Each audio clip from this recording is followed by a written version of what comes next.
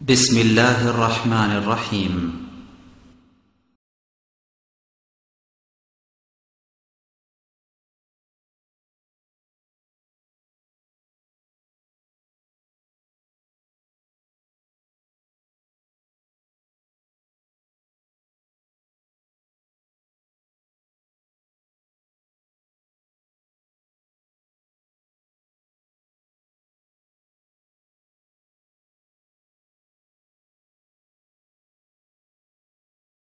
الحمد لله نحمده ونستعينه ونستغفره ونؤمن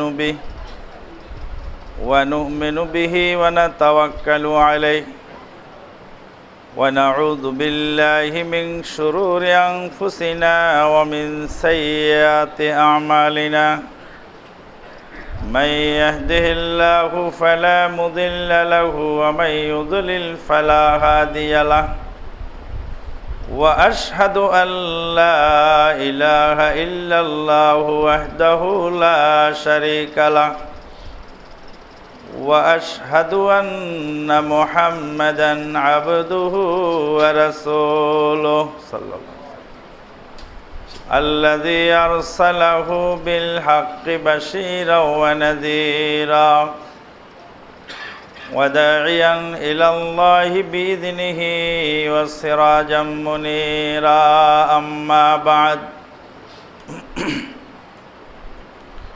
فإن خير الحديث كتاب الله وخير الهدي هدي محمد صلى الله عليه وسلم وشر الأمور محدثاتها وكل محدثة بدعة وكل بدعة ضلالة وكل ضلالة في النار. أما بعد فقد قال الله تبارك وتعالى في الكلام المجيد والفرقان الحميد بعد أعوذ بالله من الشيطان الرجيم يا أيها الذين آمنوا اتقوا الله حق تقاته ولا تموتن إلا وأنتم مسلمون يا أيها الناس اتقوا ربكم الذي خلقكم من نفس واحدة وخلق منها زوجها وبث منهما رجالا كثيرا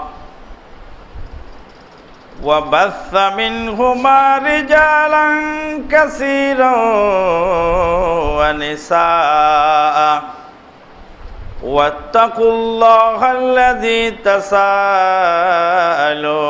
به والأرحام إن الله كان عليكم رقيبا يا أيها الذين آمنوا اتقوا الله وقولوا قولا سديدا يصلح لكم أعمالكم ويغفر لكم ذنوبكم ومن يطع الله ورسوله فقد فاز فوزا عظيما. وقال تعالى بسم الله الرحمن الرحيم ألف لام ميم ذلك الكتاب لا ريب فيه هدى للمتقين الذين يؤمنون بالغيب ويقيمون الصلاة ومما رزقناهم ينفقون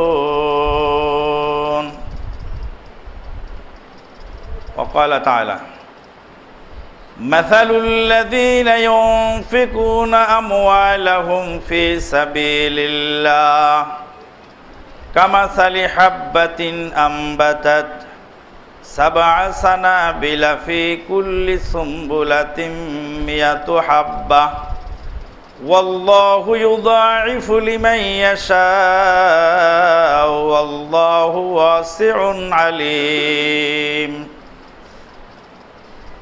وقال النبي الأمين صلى الله عليه وسلم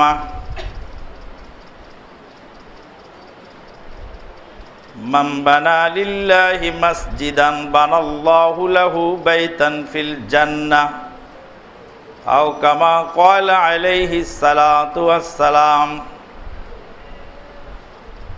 আল্লাহ পাকের অশেষ মেহেরবানিতে সুদীর্ঘ একটি বছর পরে রমাদানুল মুবারকের এই পবিত্র মাস আমাদের মাঝে সমাগত হয়েছে।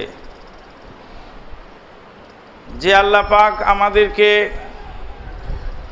রমাদানুল মুবারকের এই পবিত্র মাসে উপনীত হওয়ার তৌফিক দান করলেন, তারই বারগাহে জানাই শুকরিয়া আলহামদুলিল্লাহ। নবী মুহাম্মদুর রাসূলুল্লাহ সাল্লাল্লাহু আলাইহি ওয়াসাল্লামের প্রতি জানাই অগণিত অসংখ্য দরুদ ও সালাম। আল্লাহুম্মা সাল্লি আলাইহি আল্লাহুম্মা বারিক আলাইহি। সম্মানিত দিনী ভাই ও বোনেরা, গত জুমায় আমরা রমাদানুল মুবারকের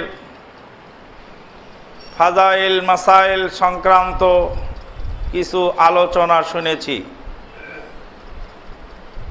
রমাদানুল মুবারকের এই পবিত্র মাস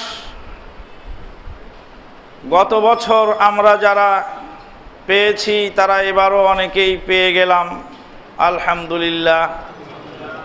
গত বছরে অনেক দিনী ভাই আত্মীয় স্বজন যারা এবার বিদায় নিয়ে মাটির কবরে শুয়ে আছেন, কিয়ামত পর্যন্ত শুয়ে থাকবেন, কত লক্ষ বছর কত কোটি বছর পার হয়ে যাবে, তাদের ঘুম ভাঙবে না।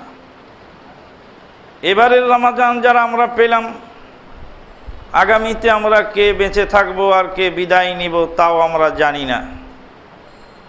রমাদানুল মুবারকের মাস শুরু হওয়ার সাথে সাথেই আল্লাহর নবী মুহাম্মদুর রাসূলুল্লাহ সাল্লাল্লাহু আলাইহি ওয়াসাল্লামের হাদিসে আমরা যা পাই তা হলো ফুতিহাত আবওয়াবুর রাহমা, রহমতের দরজা খুলে দেওয়া হয়। ওয়া ফুতিহাত আবওয়াবুল জান্নাহ, জান্নাতের দরজাসমূহ খুলে দেওয়া হয়। ওয়া ফুতিহাত আবওয়াবুস সামা, আসমান সমূহের দরজাসমূহ খুলে দেওয়া হয়। ওয়া গুল্লিকাত আবওয়াবুন নার, জাহান্নামের দরজাসমূহ বন্ধ করে দেওয়া হয়। ওয়া সুফিদাত মারাদাতিশ শায়াতিন ওয়াল জিন, দুষ্ট জিন এবং শয়তানকে বন্দী করা হয়, শৃঙ্খলাবদ্ধ করা হয়। প্রত্যেক রাতে আসমানের উপরে একজন আহ্বানকারী নির্ধারণ করা হয়। আহ্বানকারী বলেন, ইয়া বাগিয়াল খায়রে আকবেল, হে কল্যাণের অভিযাত্রী সামনের দিকে অ্যাডভান্স হও, যারা ভালো কাজ করছো সামনে এগিয়ে চলো। ইয়া বাগিয়াস শাররে আকসির, হে অকল্যাণের অভিসারী তোমরা থেমে যাও। হে জালেম তুমি থেমে যাও, জালেম তুমি থেমে যাও, তোমার জুলুম তুমি বন্ধ করো। আয-যুলমু যুলুমাতুন ইয়াওমাল কিয়ামাহ, জুলুম হলো কিয়ামতের দিনের ভয়াবহ অন্ধকারের নাম। থেমে যাও হে জালেম, ইয়া বাগিয়াস শাররে আকসির, থেমে যাও হে জালেমের দল, থেমে যাও, জুলুম বন্ধ করো। অন্যায় কাজ থেকে বিরত থাকো। ইয়া বাগিয়াল খায়রে আকবিল, হে কল্যাণের অভিযাত্রী সামনের দিকে অ্যাডভান্স হয়ে যাও, ভালো কাজ করো। আল্লাহ পাক বলেন ফাস্তাবিকুল খায়রাত, ভালো কাজে প্রতিযোগিতা করো। সাহাবায়ে কেরামগণ ভালো কাজে প্রতিযোগিতা করতেন। প্রতিযোগিতা তো সাহাবায়ে কেরাম করতেন, খোদ নবী মুহাম্মদুর রাসূলুল্লাহ সাল্লাল্লাহু আলাইহি ওয়াসাল্লামের পরিবর্তন এসে যেত। সেদিনই এক লোক আমাকে প্রশ্ন করে বসেছে, সারা বছর কোরআন তেলাওয়াত করি না, রমাজানে করে লাভ কি? সারা বছর তাহাজ্জুদের আজান দেই না, রমাজান মাসে সাহারির আজান দিয়ে লাভ কি? সারা বছর তাহাজ্জুদ পড়ি না, তো রমাজানে তারাবি পড়ে লাভ কি? বলেন তোমার মতো বেহুদা লোক দুনিয়ায় কম আছে। কে বলেছে তোমাকে এগুলি গবেষণা করতে? আল্লাহর নবী সাল্লাল্লাহু আলাইহি ওয়াসাল্লাম যে বলেন মান কামা রমাজানা ঈমানাও ওয়া ইহতিসাবান গুফিরা লাহু মা তাকাদ্দামা মিন জামবিহি, যে ব্যক্তি রমাদান মাসে কিয়াম করলো তার পূর্বের গুনাহ মাফ হলো। ওখানে তো আর বাকি 11 মাসের কথা তো বলেনি। রমাজান মাসের স্পেশালিটি তো এখানে বোঝা গেল ইবাদতের। আল্লাহর নবী মুহাম্মদুর রাসূলুল্লাহ সাল্লাল্লাহু আলাইহি ওয়াসাল্লাম রমাজান মাস আসার সাথে সাথেই দানের মাত্রা বাড়িয়ে দিতেন। ওয়া কানা রাসূলুল্লাহ সাল্লাল্লাহু আলাইহি ওয়াসাল্লাম আজওয়াদান নাস, নবী সাল্লাল্লাহু আলাইহি ওয়াসাল্লাম ছিলেন মানুষের ভিতরে সবচেয়ে বড় দাতা। এত বড় দাতা আল্লাহর নবী ছিলেন, আল্লাহর নবী সাল্লাল্লাহু আলাইহি ওয়াসাল্লামের দানের নজির পৃথিবীর মানুষের মধ্যে নাই। বিদায় হজে নবী সাল্লাল্লাহু আলাইহি ওয়াসাল্লাম একা 200 উট কুরবানি দিয়েছিলেন।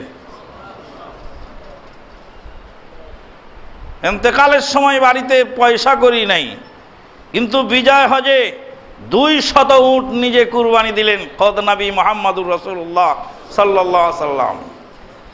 মানুষ কোনো কিছু চাইলেই দিয়ে দিতেন, চাওয়ার আগেই দিয়ে দিতেন। একজন সাহাবী নবী সাল্লাল্লাহু আলাইহি ওয়াসাল্লামকে একটা কাপড় দান করেছিলেন।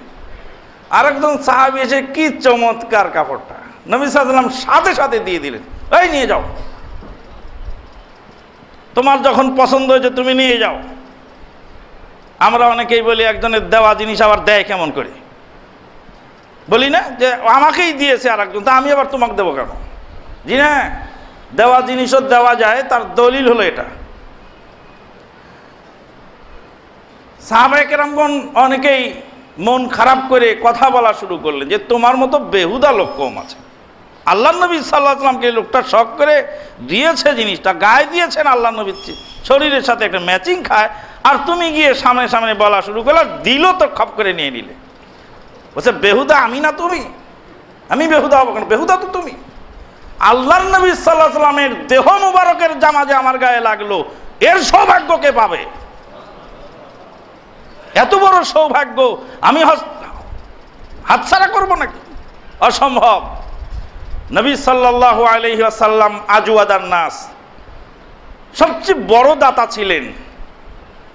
নবী সাল্লাল্লাহু আলাইহি ওয়াসাল্লামের দানের মাত্রাটা বেড়ে যেত, যেটা আগের জুমায়ও বলেছিলাম। দানের মাত্রাটা বেড়ে যেত কাররিহিল মুরসালা, প্রবাহিত বাতাসের মতো। হাদিসের, বুখারীর হাদিসের শব্দ আপনি আশ্চর্য হয়ে যাবেন। বাতাস এমন একটা বস্তু আল্লাহ পাক সৃষ্টি করেছেন যে সরকারি দলও পায়, বিরোধী দলও পায়, আস্তিকও পায়, নাস্তিকও পায়, ছোটও পায়, বড়ও পায়। এখানে বরাদ্দ আর সারাদ্দর কোনো ব্যবস্থা নাই। যদি সরকারি দলের হাতে বরাদ্দ আর সারাদ্দর ব্যবস্থা করে দিত, তোর বাপের শ্রাদ্ধ করে ছাড়ত। কিন্তু বরাদ্দ শ্রাদ্ধ এখানে নেই। বরাদ্দ বলে কোনো জিনিস নেই, যার যার বাতাস সেই ডাইরেক্ট গ্রহণ করে। এমনকি শিশু বাচ্চাকে আপনি খানা খাওয়াবেন, নিজের খাবার তো সে খেতে পারে না, শিশু বাচ্চাকে তো খাবারটা খাওয়িয়ে দিতে হয়, তার সুবিধা অসুবিধা সব দেখতে হয়, কিন্তু তার বাতাসটা সে নিজে গ্রহণ করে।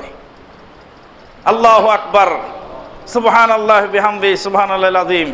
যদি মায়ের হাতে আল্লাহ পাক ওই বাতাসের কলকাঠি দিয়ে দিতেন তো মা ঘুম পাড়তো, সকালে উঠে শিশু মরে রয়েছে। আল্লাহ রাব্বুল আলামিন বাতাসকে এত বড় নিয়ামত করেছেন যেটা ডাইরেক্ট প্রত্যেক প্রাণী সরাসরি গ্রহণ করবে। এখানে কোনো বরাদ্দ বাজেট কারো হাতে, কারো অপেক্ষায়, কারো নিয়ন্ত্রণে এটা রাখা হয়নি। নবী সাল্লাল্লাহু আলাইহি সাল্লামের দানকে বাতাসের সাথে তুলনা করা হচ্ছে। তার মানে হলো এই যে এই দান সবার কাছে পৌঁছে যেত।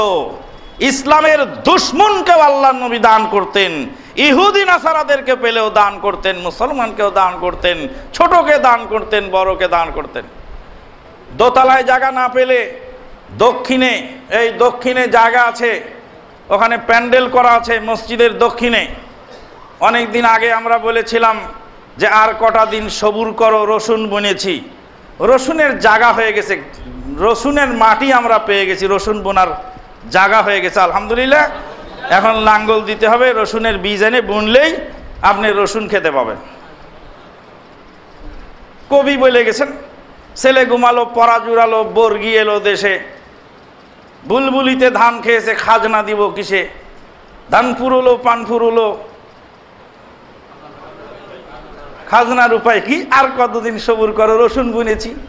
তাই ইনশাআল্লাহ রসুনের ব্যবস্থা এই দক্ষিণ পার্শ্বে প্রায় 3.5 কাঠা জায়গা, আলহামদুলিল্লাহ প্রায় 3.5 কাঠা জায়গা এদেশে ঢাকার মাটির একজন বদান্য ব্যক্তি জনাব সালাহউদ্দিন সাহেব সেই সময় ন্যায্য মূল্য দিয়ে কিনে রেখেছিলেন। আজকে আল্লাহর বান্দার কাছে আমরা রিকোয়েস্ট করাই তিনি জায়গাটা ছেড়ে দিতে রাজি হয়েছেন, তবে তাকে টাকা দিতে হবে। আলহামদুলিল্লাহ যতটুকু টাকাই তিনি দাবি করেছেন তার চেয়ে আমরা আরও কিছু অনুরোধ করে মোটামুটি 72 লক্ষ টাকায় তার সাথে আমাদের কথা হয়েছে, ফয়সালা হয়েছে। এ ব্যাপারে দেশে বিদেশে যে সমস্ত দ্বীনী ভাইয়েরা নেটে আমাদের বক্তব্য শুনছেন, মাদার টেক মসজিদের গুরুত্ব আপনারা উপলব্ধি করছেন। সারা বিশ্বের আনাচে কানাচে বাংলাভাষী ভাইদের কাছে খুতবার আওয়াজ পৌঁছে যাচ্ছে এই মসজিদের ওসিলায়। সেদিনে আমরা মাইকের জন্য বলেছিলাম, সৌদি আরব থেকে আমাদের এক দ্বীনী ভাই আল কাসিম ডিস্ট্রিক্টের জনাব শাহজাহান সাহেব 50,000 টাকা সাথে সাথে আমার অ্যাকাউন্টে পাঠিয়ে দিয়েছে। মসজিদের অ্যাকাউন্ট দিতে দেরি হয়েছে দেখে আমার নিজের অ্যাকাউন্টে পাঠিয়ে দিয়েছে। আমি মসজিদের ইমাম সাহেবের কাছে চেক কেটে দিলাম 50,000 টাকার। এক ভাই মাইকের টাকা দিয়েছেন আলহামদুলিল্লাহ। দেশে বিদেশে যে সমস্ত দানবীর ভাই এবং বোনেরা আছেন তাদের কাছে আমরা অনুরোধ রাখব, আমাদের এই জায়গাটা নেওয়ার ব্যাপারে আপনারা সর্বাত্মক সহযোগিতা করবেন। বলছিলাম যে মসজিদের ভিতরে জায়গা না হলে দোতলায় ব্যবস্থা আছে, দোতলায় না হলে দক্ষিণ পাশে বিশাল প্যান্ডেল করা আছে। যেদিন ওই জায়গার মধ্যে প্রথম সেজদা দিয়েছিলেন মুসল্লিরা, সেই দিন এখানে সেজদায় আমি আল্লাহর কাছে বলেছিলাম, আল্লাহ এই মাটিটা তোমার, এই জমিনে তোমার সেজদা পড়েছে, এই জমিনটা মসজিদের জন্য কবুল করো। আল্লাহ পাক কবুল করেছেন। আমরা ইনশাআল্লাহ অচিরেই সেটা পেয়ে যাব, আপনাদের কষ্ট লাঘব হবে ইনশাআল্লাহ। আপনি চলে যাবেন, আমরা চলে যাব। মসজিদের সিমেন্টের টাকা দিবেন, সিমেন্ট একসময় মাটিতে পরিণত হবে। মসজিদের বিল্ডিং বানাবেন, রাবিশ হয়ে যাবে। 100 বছর পরে রাবিশকে রাস্তায় মানুষ ফেলে দিবে, রাবিশের উপর খোঁচে মানুষ হাঁটবে। কিন্তু এই জায়গার ভিতরে 1টি টাকাও যদি আপনি দেন তো কিয়ামত পর্যন্ত এই জায়গা নষ্ট হবে না। 1 টাকা হলেও আপনার শেয়ার ওর মধ্যে থাকবে। কাজেই সবার কাছে অনুরোধ থাকবে, জুমার সালাতের পরে একটা লোকও যাবেন না প্লিজ। বাইরে যারা আছেন, ভিতরে যারা আছেন, উপরে আছেন, মা বোনেরা আছেন, কেউ যাবেন না। প্রত্যেকেই আপন আপন আত্মীয় স্বজন বন্ধু বান্ধব যে যার কাছ থেকে যেভাবে আইনে পারেন, যাতে অচিরেই আমরা এই বিরাট কাজকে আঞ্জাম দিতে পারি। আলহামদুলিল্লাহ আপনারা শুনে খুশি হবেন, কালকে সোনারগাঁও হোটেলে ইফতার মাহফিলে আপনাদের এই মসজিদের হাফেজি খানার এতিম বালকেরা যেভাবে জোরে আমিন বলল, সোনারগাঁও হোটেল আমিনে গুঞ্জরিত হয়েছে। আল্লাহু আকবার, সুবহানাল্লাহি বিহামদিহি, সুবহানাল্লাহিল আযীম। বন্ধুগণ, বলছিলাম নবী সাল্লাল্লাহু আলাইহি ওয়াসাল্লামের দান ছিল কিসের মতো? বাতাসের মতো। বাতাস সবার কাছে পৌঁছে যায়। নবী সাল্লাল্লাহু আলাইহি ওয়াসাল্লাম এমনভাবে দান করতেন, দানের মাত্রা বেড়ে যেত যখন জিবরিল আমিন আলাইহিস সালাতু ওয়াস সালাম রাসূলুল্লাহ সাল্লাল্লাহু আলাইহি ওয়াসাল্লামের সাথে সাক্ষাৎ করতেন। সাইয়্যিদুল মুরসালিন, ইমামুল হারামাইন, সাহেবুল কিবলাতাইন ওয়াল হিজরাতাইন, নবী মুহাম্মদুর রাসূলুল্লাহ সাল্লাল্লাহু আলাইহি ওয়াসাল্লাম তিনিও প্রভাবিত হতেন তার সাথীর দ্বারা, জিবরিল আমিন আলাইহিস সালাতু ওয়াস সালামের দ্বারা। মেরাজের সফরে, পুরা সফরেই সফর সঙ্গী হিসাবে কিছু অংশে তিনি যেতে পারেননি, বাকি অংশে শুরু এবং শেষ পর্যন্ত সফরের বিভিন্ন পর্যায়ে গিয়ে জিবরিল আমিন আলাইহিস সালাতু ওয়াস সালাম নবী সাল্লাল্লাহু আলাইহি সাল্লামের সফর সঙ্গী হিসাবে ছিলেন। ওই জন্য আল্লাহ পাক বলছেন, ইয়া আইয়ুহাল্লাযীনা আমানু কুনু মা'আস সাদিকিন, হে ঈমানদার ব্যক্তি বান্দাবান্দিগণ, তোমরা নেককার লোকের সাথে চলো, সত্যবাদী লোকের সাথে চলো, সত্য পথের পথিকের সাথে চলো, তাহলে ইনশাআল্লাহ সত্যের পথে চলা তোমার জন্য সহজ হয়ে যাবে। জমিনের দালালের সামনে হাঁটবেন, সাথে সাথে যারা জমিনের দালালি করে, জমিনের দালালি করাটা খারাপ নয়, জমিনের ব্যবসা যদি হিসেবের মধ্যে থাকে তো তাহলে খারাপ নয়, খারাপ বলছি না, কিন্তু তার সাথে যখন আপনি হাঁটবেন তখন আপনাকে দেখাবে এই জমিনটা ছিল আমারে 12 লাখ টাকায় দিতে চেয়েছিল, এখন 2.5 কোটি টাকা দাম। হ্যাঁ তাই তো, 12 লাখ টাকায় জায়গার দাম 2.5 কোটি টাকা হয়ে গেছে, করলাম কি, সর্বনাশ। এভাবে যেটা দেখাবেন সেটাই এত ছিল, এত হলো, এত ছিল, এত হলো, এত ছিল, এত হচ্ছিল, তা আপনার মাথাই খারাপ হয়ে যাবে, মাথাই নষ্ট হয়ে যাবে। ওই জন্য আব্দুল্লাহ বিন মুবারক রাহমাতুল্লাহ আলাইহি বলেছেন যে আমার জীবনের শুরুটা ছিল খুব বিপদে, খুব টেনশনে দিন কাটাতাম, আর শেষ জীবনটা ছিল খুব শান্তিতে। আব্দুল্লাহ বিন মুবারক রাহমাতুল্লাহ আলাইহিকে জিজ্ঞেস করা হলো যে আপনার শুরু জীবন শান্তিতে কাটতো, কারণ কি? টেনশনে কেটেছে, কারণ কি? বলছে টেনশনে কেটেছে, তার কারণ হলো এই যে আমি ধনীদের সাথে শুরু জীবন কাটিয়েছিলাম। যখনই ধনীদের বাড়িতে যেতাম তাদের মূল্যবান আসবাবপত্র সামগ্রী দেখে আমার ভিতরে টেনশন হতো, আমারটাও এরকম হওয়া দরকার, আমারটা তো ভালো না, আরে এত সুন্দর কার্পেটের বাড়িতে আমার কার্পেটটা তো খারাপ, কখন বদলাই, এই টেনশন মাথার মধ্যে কাজ করত। আর যখনই শেষ জীবন গরিবদের সাথে কাটাতে লাগলাম তখন দেখা গেল যে গরিব দুঃখী মানুষের হালত দেখে, তাদের অবস্থা দেখে তখন আমার ভিতরে আল্লাহর শুকরিয়া আসতে থাকলো, যারই ফলশ্রুতিতে সবসময় আল্লাহর নিয়ামত অনুভব করতে পারতাম। শেষ জীবনটা কেটেছে টেনশন মুক্ত। নবী মুহাম্মদুর রাসূলুল্লাহ সাল্লাল্লাহু আলাইহি সাল্লাম জিবরিল আমিনের সঙ্গে সাক্ষাৎ করলে কোরআন তেলাওয়াত করতেন, কোরআন চর্চা করতেন, কোরআনের পঠন পাঠন করতেন, দানের মাত্রা বেড়ে যেত। জিবরিল আমিন আলাইহিস সালাতু ওয়াস সালামের সাক্ষাৎ পাওয়ার পরে তার মানে হলো এই যে আল্লাহর নবী সাল্লাল্লাহু আলাইহি সাল্লামও রমাদান মাসের বিশেষ গুরুত্ব দিতেন এবং বিশেষভাবে ইবাদত করতেন, বিশেষভাবে কোরআন তেলাওয়াত করতেন। সারা বছরের তুলনায় দানের মাত্রা রমজান মাসে আরো বেড়ে যেত। আপনি কেন বললেন যে সারা বছর কোরআন তেলাওয়াত করতে পারি না? সারা বছর পারেননি, সেটা দুর্বলতা, সেই জন্য কি রমাদান মাস ছেড়ে দিবেন নাকি? রমাদান মাসে বিশেষভাবে সময় বের করে আমাদেরকে ইবাদত করার জন্য সময় বের করে কাজে আগাতে হবে। বলতেছিলাম আল্লাহ পাক বলছেন দান সম্পর্কে, আল্লাহ পাক বলছেন বিসমিল্লাহির রহমানির রহিম, আলিফ লাম মিম, যালিকাল কিতাবু লা রাইবা ফিহি হুদাল লিল মুত্তাকিন আল্লাযীনা ইউমিনুনা বিল গায়বি ওয়া ইউকিমুনাস সালাত ওয়া মিম্মা রাযাকনাহুম ইউনফিকুন। আলিফ লাম মিম।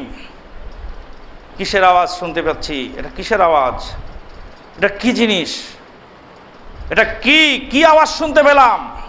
যালিকাল কিতাব, এটা কোনো গানের আওয়াজ নয়, এটা কোনো কবিতার ছন্দ নয়, এটা কোনো মানুষের তৈরি করা কোনো রম্য রচনা নয়, এটা একটি কিতাব।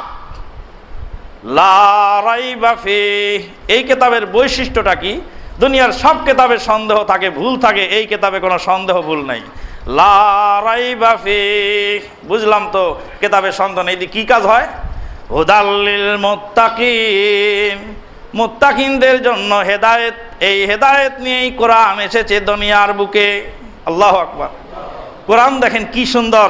কোরআন তো আমরা বুঝে পড়ি না, বুঝে না পড়ার কারণে বুঝি না যে কি পড়তেছি, বাস পড়ে গেলাম হলো। এইভাবে যদি আপনি বুঝে পড়েন, আলিফ লাম মিম, কিসের আওয়াজ শুনলাম? যালিকাল কিতাব, এটা একটি কিতাবের আওয়াজ। এ কিতাব দিয়ে, এ কিতাবের বৈশিষ্ট্য কি? লা রাইবা ফি, সন্দেহ নাই, ভুল নাই। এ কিতাব দিয়ে কি হয়? হুদাল লিল মুত্তাকিন, মুত্তাকিন কারা? আল্লাযীনা ইউমিনুনা বিল গায়ব। বুঝলাম তো মুত্তাকিনের হেদায়েত। মুত্তাকিন আবার কারা? আল্লাযীনা ইউমিনুনা বিল গায়ব ওয়া ইউকিমুনাস সালাত ওয়া মিম্মা রাযাকনাহুম ইউনফিকুন, যারা গায়েবের প্রতি বিশ্বাস রাখে, ওয়া ইউকিমুনাস সালাত, সালাত কায়েম করে, ওয়া মিম্মা রাযাকনাহুম ইউনফিকুন, আমি আল্লাহ যা তাদেরকে রুজি দিয়েছি সেই রুজি থেকে ব্যয় করে। আল্লাহর দেওয়া রুজি ব্যয় করে। রুজি কি জিনিস?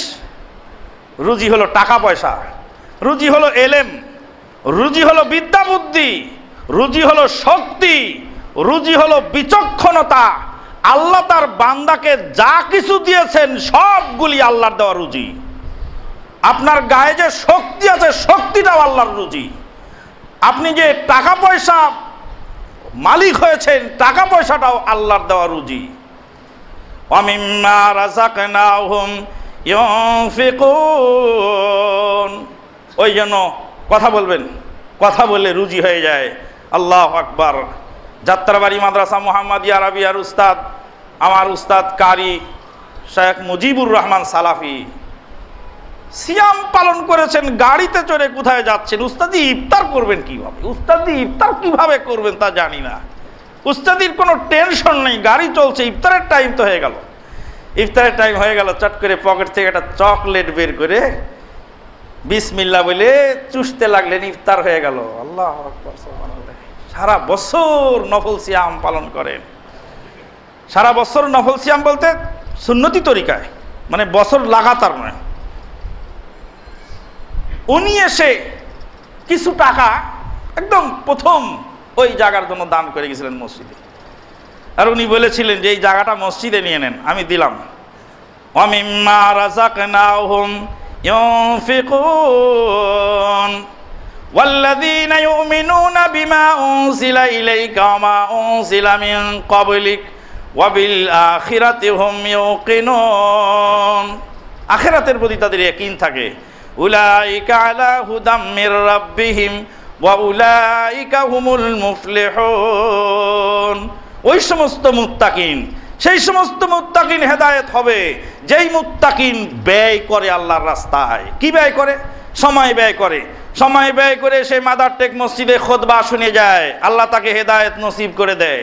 সময় ব্যয় করে পিস টিভি দেখে, সময় ব্যয় করে নেট সার্চ করে হেদায়েতের জন্য টাইম ব্যয় করে, সময় ব্যয় করে বই পড়ে, সময় ব্যয় করে কোরআন তেলাওয়াত করে।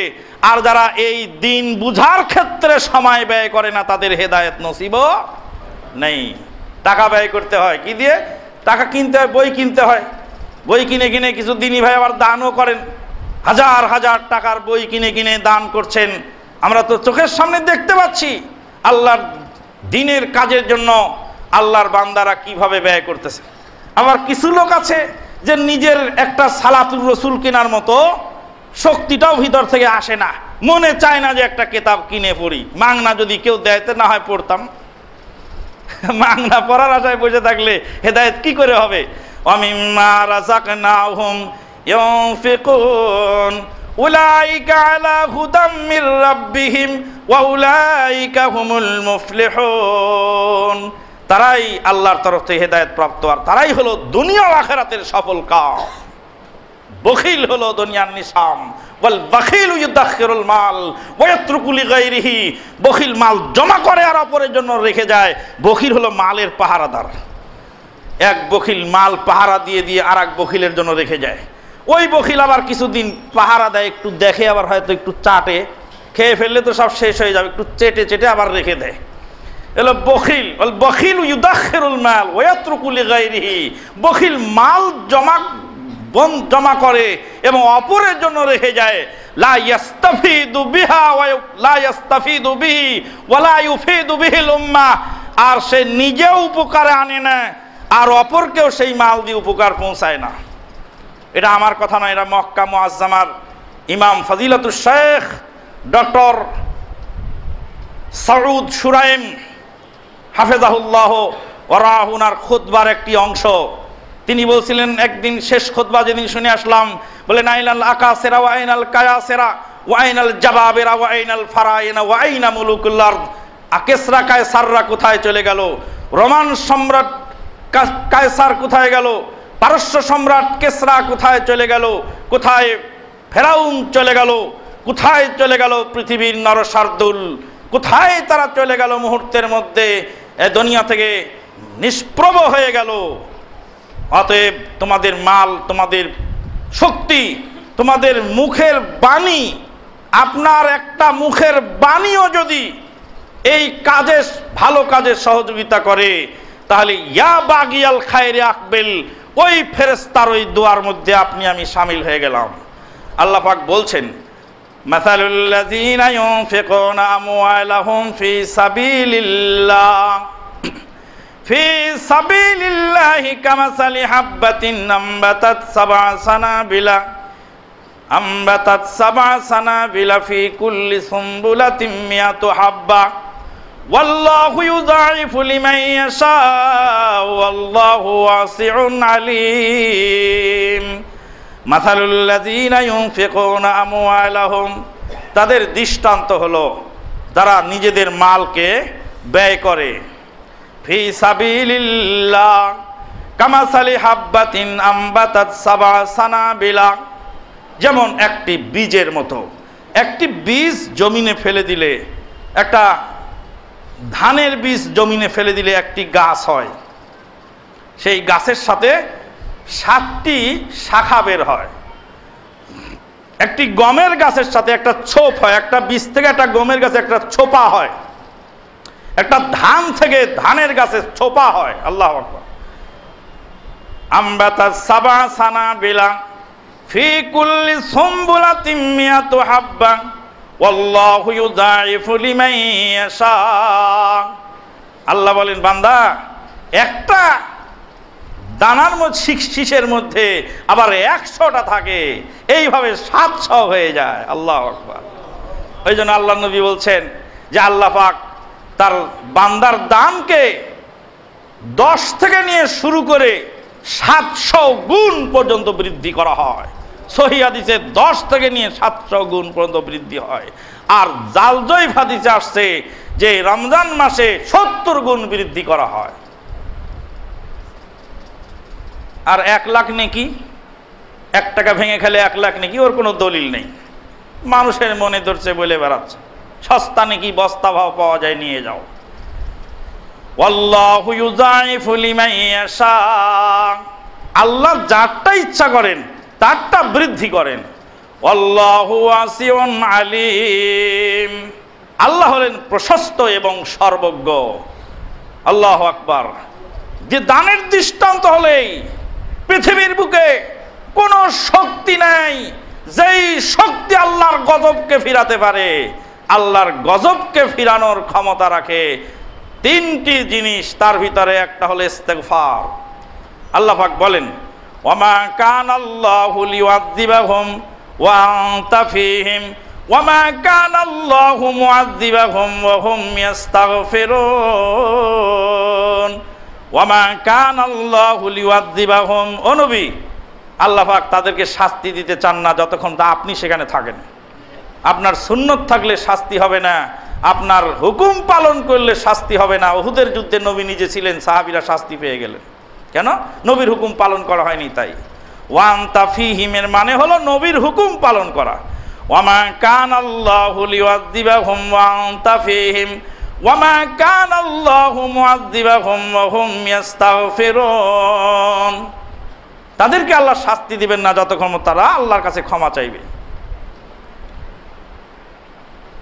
আল্লাহর নবী সাল্লাল্লাহু আলাইহি ওয়াসাল্লাম বলেন, রুদ্দু সাদমাতাল বালায়ে ওয়ালাউ বিশিক্কি তামরা। আমার উম্মত তোমরা শোনো, আল্লাহর গজবের আঘাতকে ফিরায় দাও। রুদ্দু, প্রতিবাদ করো গজবকে, প্রোটেকশন দাও।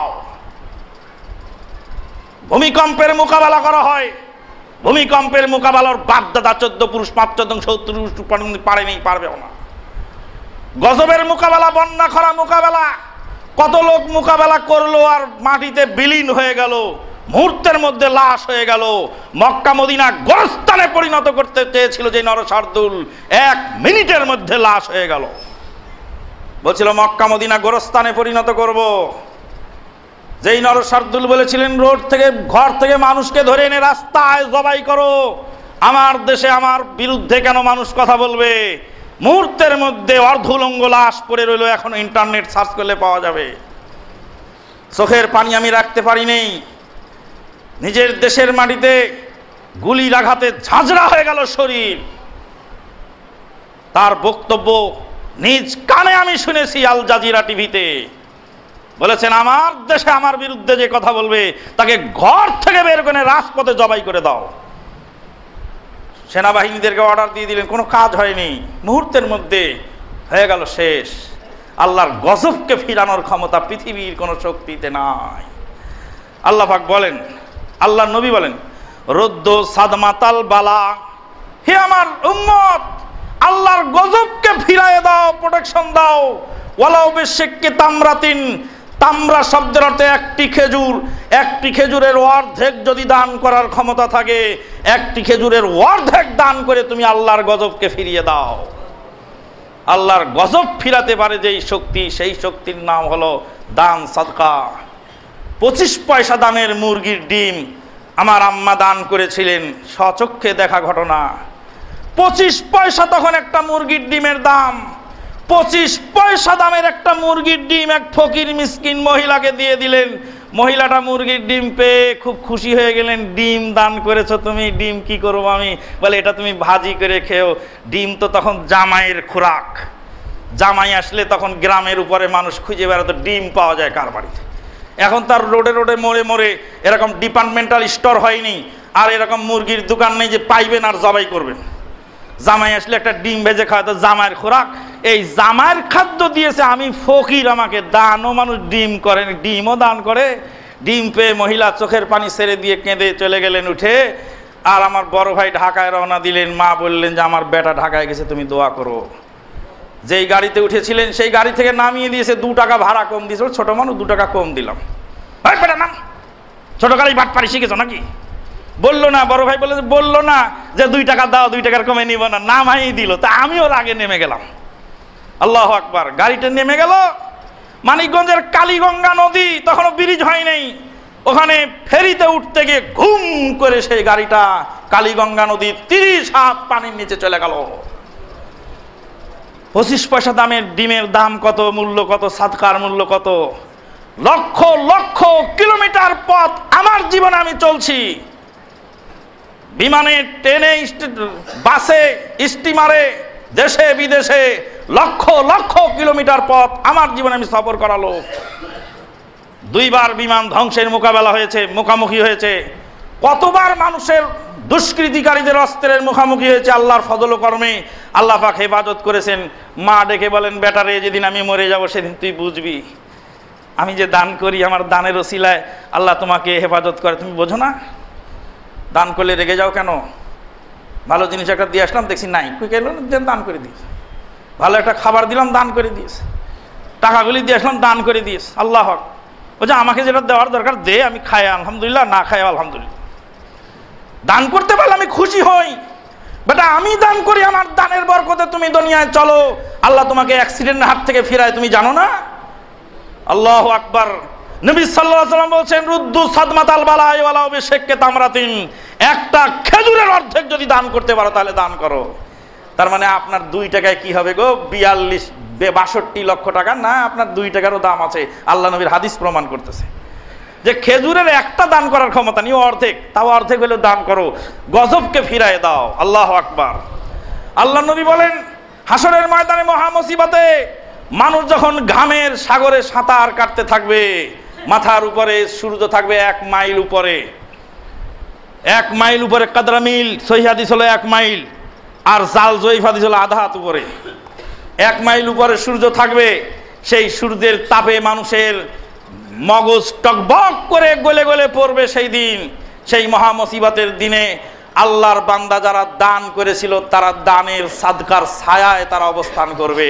আল্লাহর নবী বলেন, ফি জিল্লি সাদাকাত আল মুসাদ্দিকুনা ফি জিল্লি আল মুতাসাদ্দিকুনা ইয়াউমাল কিয়ামাতি ফি জিল্লি সাদাকাতিহিম। সেদিন দানকারীগণ সেই মহা মুসিবতের সময় দানের ছায়ার তলে তারা অবস্থান নেবে। আল্লাহ রাব্বুল আলামিন আমাদেরকে প্রত্যেককেই দান করার তৌফিক দান করুন। আল্লাহুম্মা আমিন। ওমা আলাইনা ইল্লাল বালাগ। আকুলু কওলি হাযা আস্তাগফিরুল্লাহ লি ওয়া লাকুম ওয়া লিসাইরিল মুসলিমিন ফাস্তাগফিরুহু মিন কুল্লি যামবিন ওয়া আতুবু ইলাইহি ইন্নাহু হুয়াল গাফুরুর রহিম।